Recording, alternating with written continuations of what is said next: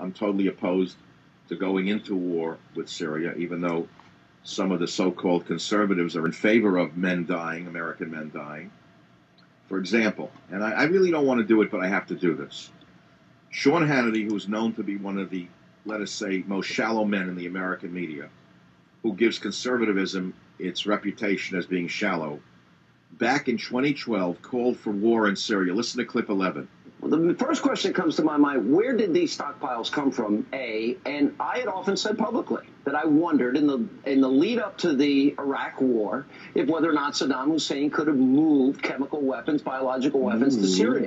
I keep talking about the rise of radical Islamists around the world, in the Middle East and North Africa. And it reminds me somewhat of the 1930s. You couple, radical ideology with weapons of mass destruction, and you got a prescription for a disaster.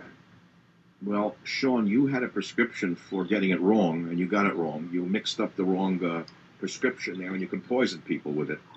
You're like a bad pharmacist, and if anyone takes your pill, they're liable to get poisoned rather than cured. Because what you're doing there is putting out so many ideas that are fraudulent that it gives true conservatives a bad name. And now we have another false conservative out there, again trying to get us into a war with Syria. That's none other than Lindsey Graham, who wants to flood America with 30 million illegal aliens, primarily from Mexico and Central America, and send our troops not to the border with Mexico, which is where they're sorely needed, but instead send them to Syria, where they're not needed at all because they don't belong there. Listen now to clip number 10 from Lindsey Graham. As to arming the rebels, there are more radical Islamic fighters there than they were last year, and if it goes on 6 months more, there are going to be more. Let's give the right weapons to the right people. There's two wars to fight. One, to get Assad out of there. He's really a bad guy, dangerous to the world. The second war, unfortunately, is going to be between the majority of Syrians and the radical Islamists who poured into Syria. What is he talking about? Which side is he on? Do you understand that what Lindsey Graham just said makes no sense whatsoever? He's saying, let's get Assad out of there, a really bad guy. That's really brilliant statesmanship, Lindsey. It's up to your level, and apparently your voters are at your level. In between eating at Porky Pie's drive-in, they listen to your rubbish. He's a really bad guy. Let's kill him. He's a really bad guy. Let's kill him. And then what? Then we're going to go to war who?